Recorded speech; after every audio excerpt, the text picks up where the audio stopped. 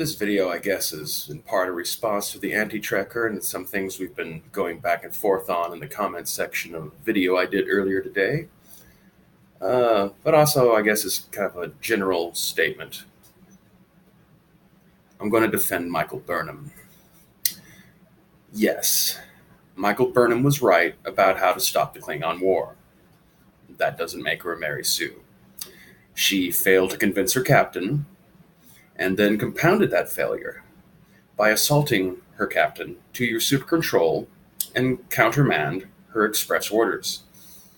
In this moment, which defines pretty much all else to come in the remainder of that first season of Star Trek Discovery, Michael Burnham proved that she would have failed the Kobayashi Maru test.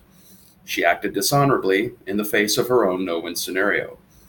Perhaps this is due to the fact that she didn't go to Starfleet Academy, at least not from what I remember seeing in the show. Thus far, it seems like she was basically plucked off of Vulcan and given a field commission. Thus, my contention is that Michael Burnham is not a Mary Sue. Michael Burnham is Wesley Crusher. Stop. Wait. Put down the pitchforks. I'm saying there are some parallels. I'm not saying they're perfectly identical. Young geniuses, both given field commissions, and they're both magically able to solve many a riddle and crisis, better than many of the older, more experienced officers around them. Both are treated like mascots for the show, and they're generally reviled by large numbers of fans. Both fail to follow Starfleet rules and regulations at critical moments, due in part to both having extreme overconfidence in their abilities and having not gone through the proper training in the first place. And in both cases, their poor choices destroyed their careers. Burnham's was only saved because of entanglements with a Mirror Universe duplicate's renegade lover. But because Lorca wanted to boink her in two universes, Burnham had a chance to redeem herself that Wesley didn't really get. If, by the end of the season, she has gone from distrusted to relied upon by her crewmates, well, that just seems like a logical character arc. Look, I'm not trying to hurt your feelings by telling you that you're wrong, even though you're wrong. I'm trying to help. Discovery is now forever part of whatever Star Trek is, and it will not be simply ignored by the 4 new TV series that are being in the development stage right now. Reframing how you think about Michael Burnham will go a long way towards helping you be able to continue enjoying Star Trek and not just be forever ruined for you.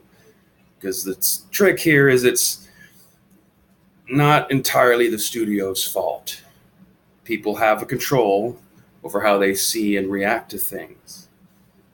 The Mary Sue thing, I think it's sort of been subliminally put into people's minds. Before Discovery even came out, there were complaints about Rey and Star Wars, which are much more valid in my opinion. Then add in some public political posturing from various actors and production staff from Discovery, saying that Klingons are going to be an analogy for the Make America Great Again crowd, which, if they are, they did not at all succeed in portraying that very well on the show. And all before the show premiered. A show with a singular character focus, which by nature needs her to be the one who saves the day time and again, because what's the point of having a show that focuses on one person who's incompetent and never does anything? Maybe part of the problem is that Star Trek Discovery should not have been named Star Trek Discovery. Giving it the name Discovery and setting it on a ship called Discovery gives one the impression that it's going to be like Voyager or Enterprise or Deep Space Nine, and that the ship itself is the character, and you're just getting to know all these eclectic people who live on board and are the crew and yada, yada, yada. And that's not really what this show was.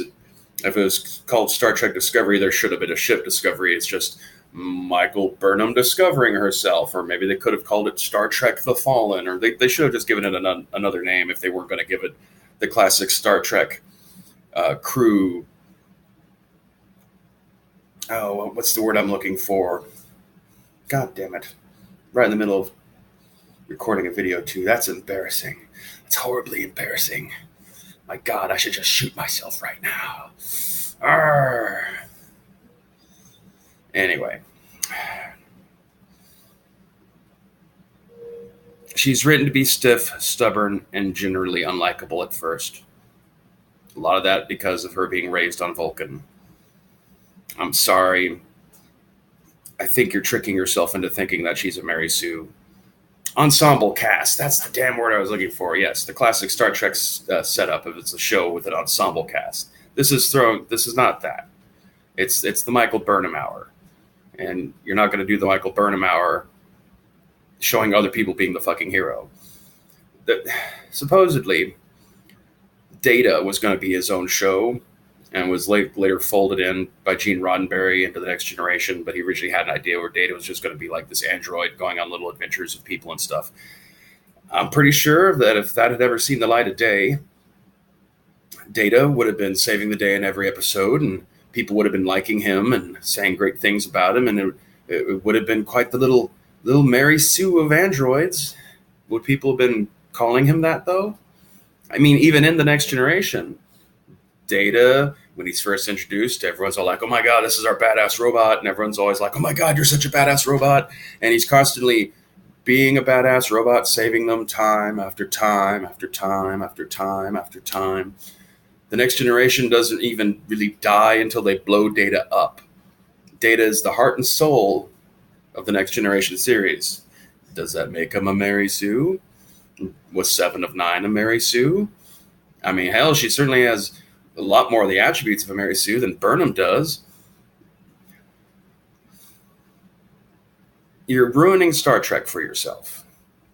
And if you're a person that runs a channel that has been doing Star Trek reviews that people watch, you're arguably ruining Star Trek for other people who haven't even had a chance to see the show yet and might never, because they've been pre-convinced that it's just this big horrible mess of feminist propaganda, which it both is and isn't. Hopefully, though, you haven't staked your entire reputation on Burnham being a Mary Sue by making a bunch of long videos about the subject. And so, I don't know, maybe you can see a little sense someday and realize that this is not being helpful. There's other things about Star Trek Discovery that could be being complained about.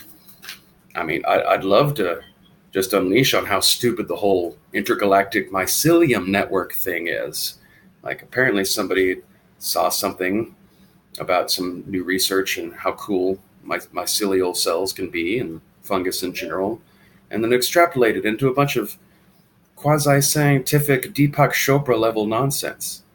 The tardigrade is the real Mary Sue on that goddamn show, not Michael Burnham.